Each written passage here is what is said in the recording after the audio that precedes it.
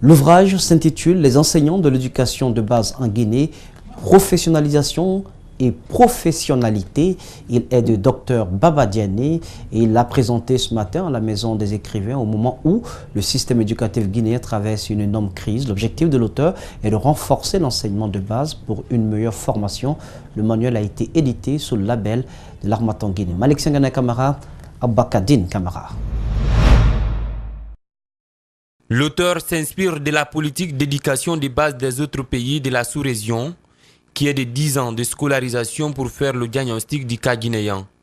Généralement appelé enseignement fondamental, il se caractérise par 6 années de scolarité primaire, plus 4 années du premier cycle du secondaire. Le système éducatif guinéen, selon Dr Baba Diané, prive un nombre important d'enfants d'une scolarisation de 10 ans.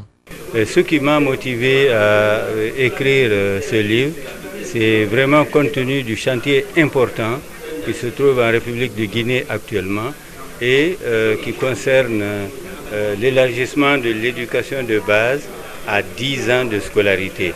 En effet, au jour d'aujourd'hui, notre éducation de base se limite à la 6e année, soit un manque à gagner de 4 ans.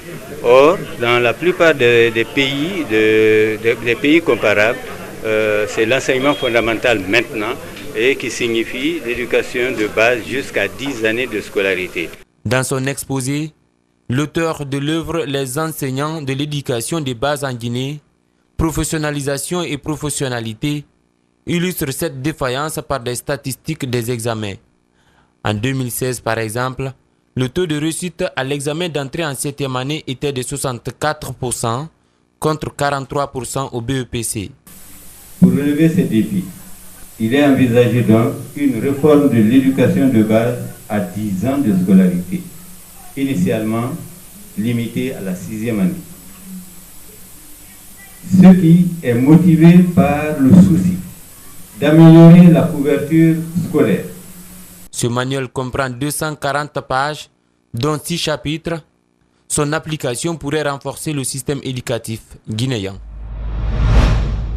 Le blanchiment des capitaux et le financement du terrorisme sont des préoccupations majeures de la communauté internationale.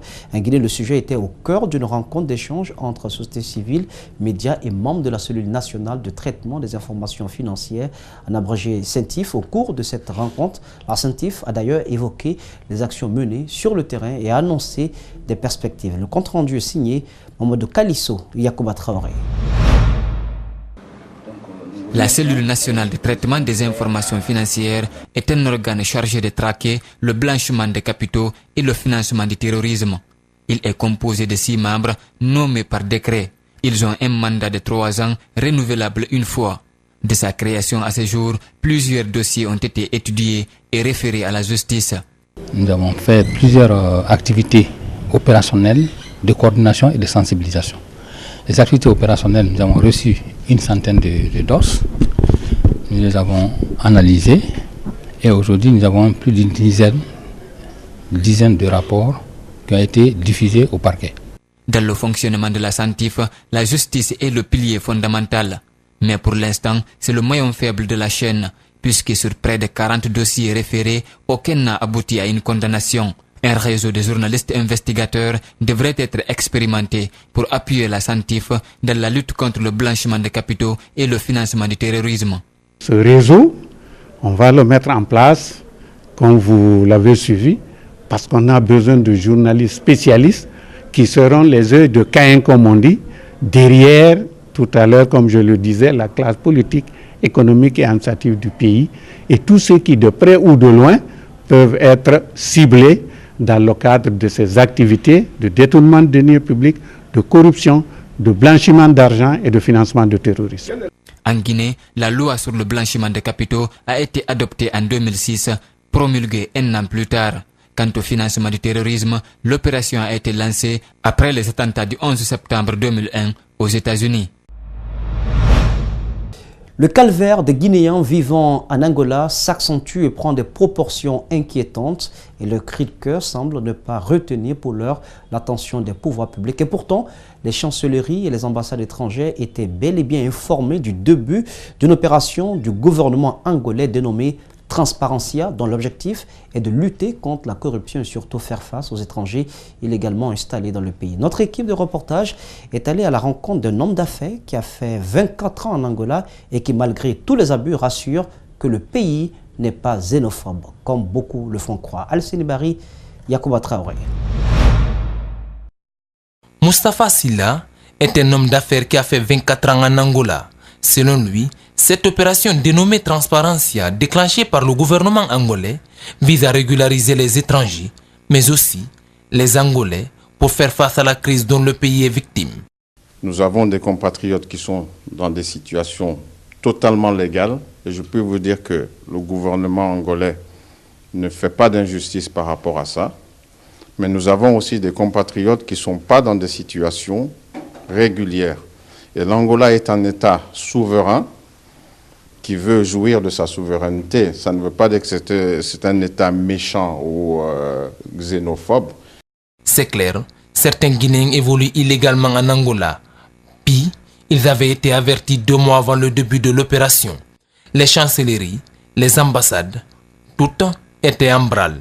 Désormais, se procurer des papiers devient plus difficile, d'où la nécessité de l'implication de l'État guinéen. S'il y a moyen d'avoir une sorte de doléance auprès du gouvernement angolais à travers le ministère des Affaires étrangères ici et notre ambassade qui se trouve en Angola, pour pouvoir donner un petit temps à nos compatriotes. Il y a beaucoup qui sont là-bas aussi aujourd'hui, qui sont dans la pauvreté. Ils veulent quitter le territoire, mais ils n'ont pas les moyens de venir en Guinée. Il ne servirait à rien de s'entêter pour rester sans papier. Dans ce pays, il faut se régulariser ou partir, souligne l'homme d'affaires. Donc je dirais à ces compatriotes-là de faire très très attention parce qu'ils peuvent rester dans les maisons avec les bailleurs. Chaque jour, vous pouvez leur donner de l'argent, mais le jour où l'argent est fini, ils vont appeler l'immigration et vous allez sortir. La chute du coût du baril a bouleversé l'économie angolaise qui ne reposait presque sur le pétrole. Transparencia devrait s'étendre dans tout le pays jusqu'au 15 décembre ou plus. Parlons d'insécurité. En fin de semaine dernière, le véhicule à bord duquel se trouvait l'ancien Premier ministre guinéen Mamadi Youla a été la cible d'un caillassage. L'ancien Premier ministre Youla a échappé de justesse à un lynchage par des jeunes en furie du côté de Bambeto. Dr Ousmane Kaba, président du PADES, a lui aussi fait les frais de la colère des jeunes sur l'axe Le Prince. Suivez leur témoignage avec Mohamed Valek Touré, Yacouba Traoré. Sur les images, on constate un véhicule Land Cruiser fortement endommagé par des jets de pierre. C'est bien le véhicule de Mamadi Youla, ancien Premier ministre.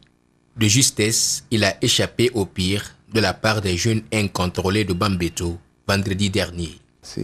Subitement, nous avons entendu des impacts de projectiles, donc des cailloux et toutes sortes de choses qui s'abattaient sur la voiture. Et pendant qu'on essaie de s'échapper, voilà, il y a une brique qui est venue fracasser la vitre du côté où j'étais assis. Heureusement, quand les jets de pierre ont commencé, j'ai eu à me déplacer, ce qui fait que cette brique ne m'a pas atteint. Dans la voiture, une grosse brique posée à l'endroit où était assis Mamadi Youla. Le véhicule a été caillassé par des jeunes révoltés de Bambeto pour des raisons encore non avouées. C'est grâce aux manœuvres du chauffeur que le pire a pu être évité. Quand vous êtes dans une telle situation, votre vie ne tient qu'à un fil. Pas seulement Mamadi Youla, Dr Ousmane Kaba du PADES a aussi essuyé des jets de pierre et autres projectiles dans le même quartier. Les vitres ont été brisées par des jeunes surchauffés de l'axe. Ils étaient du côté droit du chauffeur lorsqu'il a aperçu des jeunes prêts à en découdre avec tout passant. Je venais de l'aéroport à 17h30, 18h, le vendredi en fin de journée. Et effectivement, nous sommes tombés dans un embouteillage au carrefour de Bambeto. Et c'est là que nous avons été pris à partie par des voyous. La route Le Prince est le théâtre de violence. Plusieurs Guinéens font l'objet d'attaques.